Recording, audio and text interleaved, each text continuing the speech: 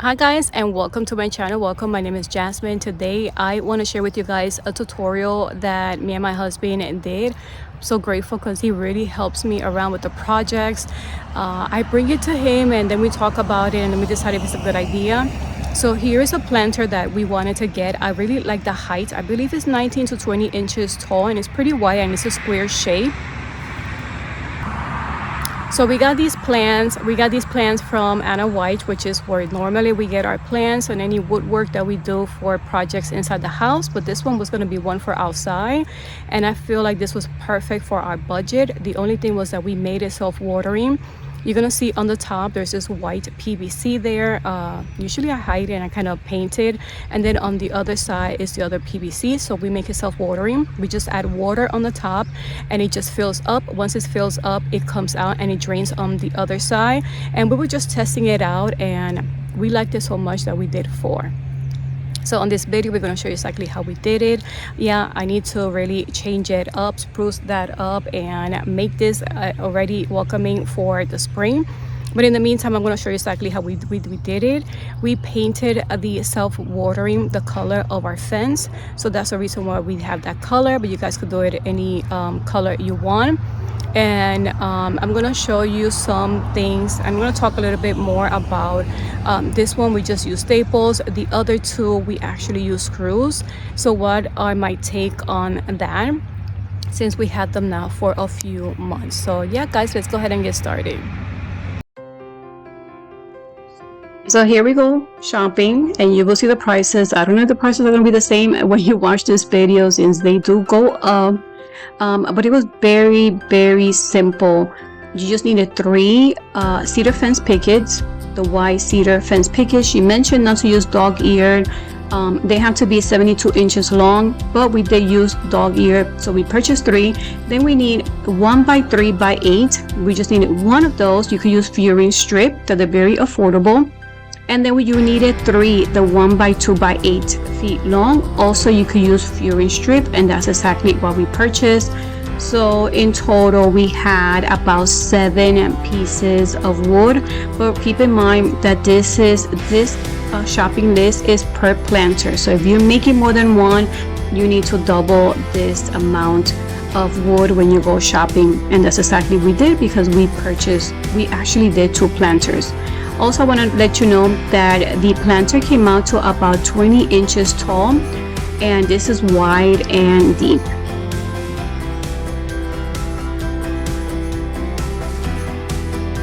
Since we purchased 3 different type of size of wood, I'm going to give you what we cut, and you could find the cut list also on the description box. For the cedar fence pickets or the dog ear, you just need 6 of the 18 inch, cut at 18 inch, and then you also need 6 cut at 17 inches long. For the 1x2, you just need a 4 cut at 18 and a half, and then the 1x3, you also need 4 cut at 18 and a half. Any remaining pieces we're going to use for the inside. That's going to give that stability. The inside is the one that's going to hold the soil together.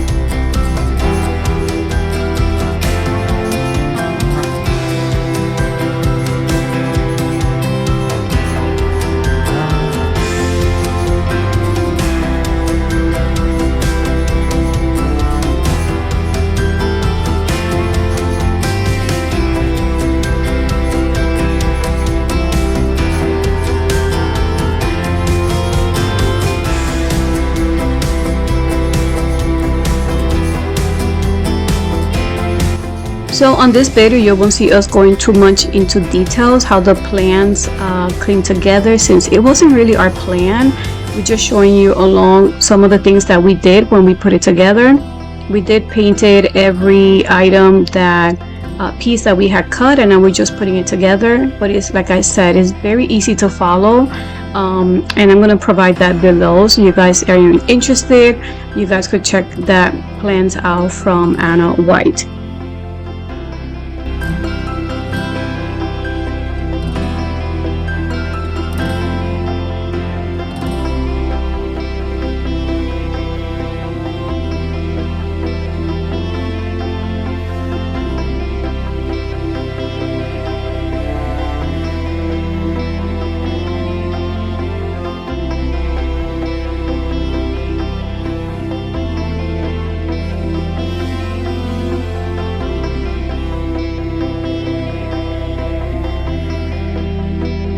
Next part is very interesting because you could make this planter as deep as you want, or just as a little bit higher, so you don't have to put so much soil. In this case, we wanted to keep in mind that we didn't want to lose so much space since we were adding rocks, and that could take away the height or the space that we have when we're going to plant anything in the future. So this is the height that we use, and that's why they leave it open in the cut list, so you could just get as creative. We did added more of those pieces inside just to make sure that it's pretty sturdy, since we're not just adding soil, we're also adding rocks. So now we're getting started to make it a self-watering. The first thing we did was we used the sheeting, the plastic that you see here, we cut it at 35 inches. We just rolled it out and we cut it at 35. We did the same thing for both planters, and what we did was once we cut it, we opened it up and stapled it.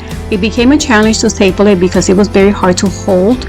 So what we did was just kind of crumble it together, especially in the corners, just to make sure that it stayed intact, it stayed together, and that way it was able to hold the staples in. You're gonna see that we did struggle with that, but at least we were able to keep it together.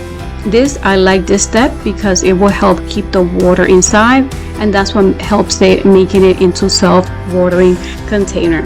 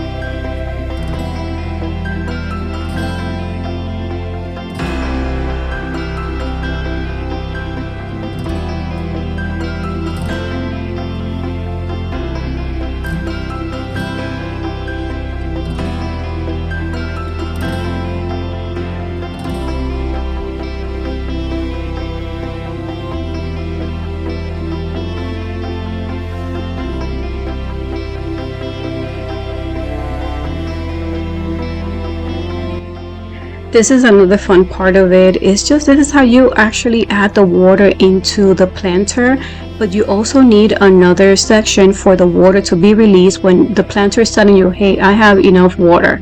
So what we did was measure the PVC. We flushed it to the corner just to make sure that we have the right size, and I'm just going to measure to let you know how high it is from there. It's about 8 inches from the inside of the planter, and that's exactly the same size that we cut the PVC. The other part that we have extra is about 3.5 inches, and that's the part that's going to release that water, letting us know, hey, I have too much water, it needs to come out.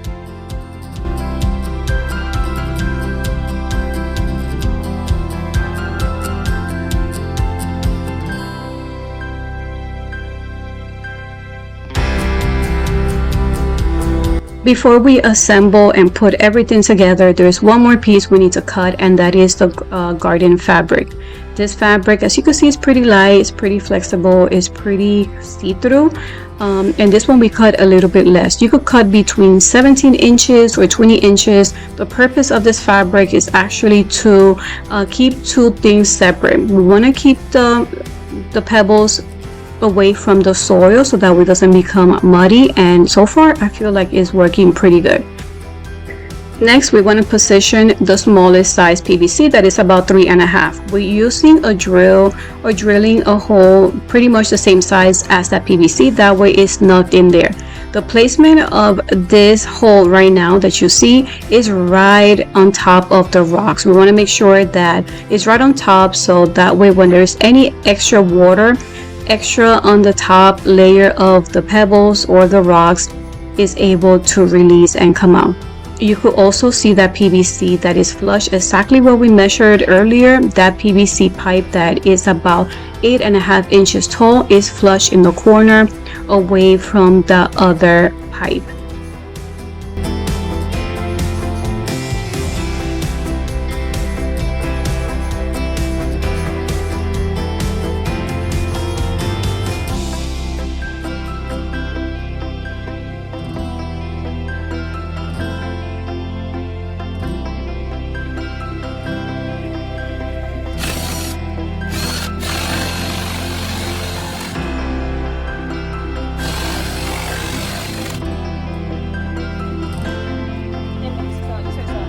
Yeah, but this is 1 inch. But I can't go too much bigger because then it won't be tight. During this part, my husband was being very careful when he was using that drill bit, because the fabric could easily, or not the fabric, but the plastic could easily get tangled. So just make sure you be careful in that part. Once that is done, then this is just assembling. We're just adding, he's just tapping in the PVC, and we really like how we are able to test it out and see when the water does come through. We have done the PVC a little bit smaller, but we usually feel like the 3.5 inches is pretty good size. Now we're just going to add that fabric. Once we add the fabric, we are going to staple it in, and we are going to add the last touch, and this is kind of like a border that you have. So we felt like adding the border was a perfect time to tuck in the fabric, so when we staple, it's holding the fabric in place.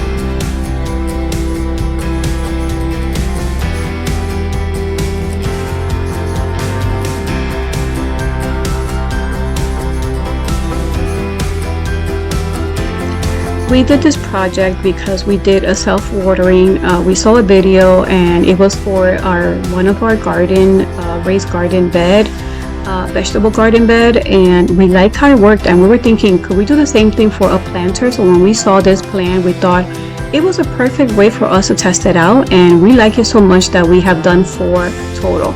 What I can say is that we have only done this, we did the raised bed, and so far we have tried it for 6 months.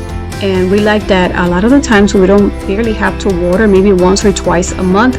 We just add the water. We're going to show you a preview about that later on in the video, testing it out to see how easy it is just to add the water through the top. Once we see that it's coming out, we know that it's full, and we just stop at that point.